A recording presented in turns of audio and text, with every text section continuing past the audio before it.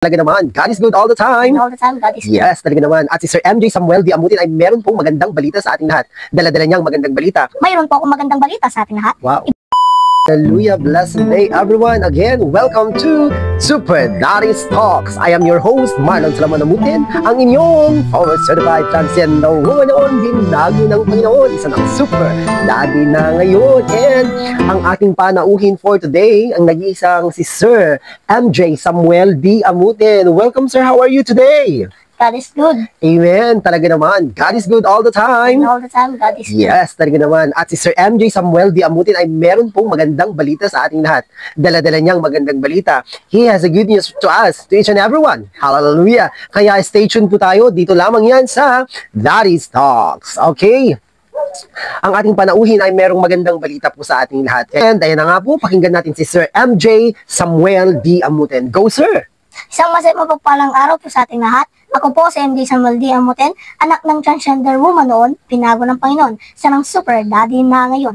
Mayroon po akong magandang balita sa ating lahat. Wow. Ibabahagi ko po kung paano po tayo magkaroon ng kaligtasan, paano malilinis ang ating mga kasalanan, at paano po tayo magkaroon ng buhay na walang hanggan. Amen. Masasabi po sa Roma 6:23, sapagkat ang kamatayan ay kabayaran ng kasalanan, ngunit ang libreng kaloob ng Diyos ay buhay na walang hanggan sa pamagitan ni Kristo Jesus na ating Panginoon. At Amen. masasabi rin Hallelujah. po sa Roma 10:9, kung ipapahayag ng iyong bibig na si Jesus ay Panginoon at buong puso kang sumasampalataya na siya'y muling binuhay ng Diyos, maliligtas ka. Yes, Amen po ba doon? hallelujah. At masasabi rin po sa 1:3:16, sapagkat ngayon na lamang ang pag-ibig ng Diyos sa sangkatuan, kahit ibinigay niya ang kanyang bugtong na anak upang ang sinumang sumampalataya sa kanya ay hindi mapahamak, bagkus magkaroon ng buhay na walang hanggan. Amen. Hallelujah. Kaya ano pa pong hinihintay natin? Magsisi at tumaliko na po tayo sa ating mga kasalanan. Amen po ba doon? At Amen. masasabi rin po Hallelujah. sa unang 1 chapter 5 verse 12 and 13, kung ang anak ng Diyos ay nasa isang tao, mayroon siyang buhay na walang hanggan. Amen. Ngunit kung wala sa kanyang anak ng Diyos, wala siyang buhay na walang hanggan. Amen. Isinusulat ko ito upang malaman ninyo na kayong sumasampalataya sa anak ng Diyos ay may buhay na walang hanggan. Yes, Amen po ba hallelujah. doon? Kaya ano pa pong hinihintay natin?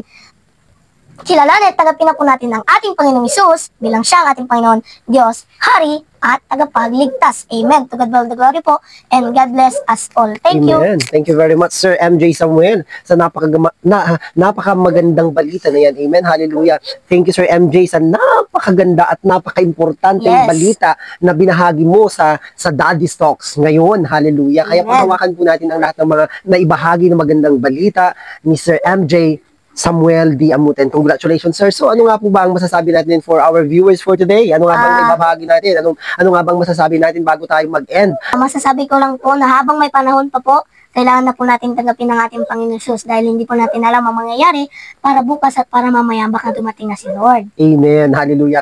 Kaya ang sabi ni Sir MJ, urgent, kailangan na natin kilalanin ang ating Panginoong Hesus Amen. bilang siya Habang ating may Panginoon, Diyos, pagkakataon Hari pa. at tagapagligtas. Amen. Sabi nga niya, kung naghahanap ka ng tamang daan, hinahanap mo ang tamang buhay dito sa Amen. sa mundong ito, walang ibang daan, walang ibang buhay. Sumagot si Jesus, John 14:6, sumagot si Jesus, ako ang buhay, ang daan at ang katotohanan. Sumagot si Jesus, ako ang daan, ang buhay at ang katotohanan. Walang makakapunta sa Ama kundi sa Hindi sa pamamagitan pamamagitan ng ating Panginoong Panginoong Jesus. Hallelujah. All glory to God. Again, I am your host, Marlon Salomon Amutin, ang inyong former certified transgender woman, binago ng Panginoon ng Super Daddy na ngayon. na nagsasabi, Sabi, fight the good fight of faith. Hanggang sa muli po, kung sino na naman po ang ating maiimbitahan dito lamang yan sa Daddy's Talks.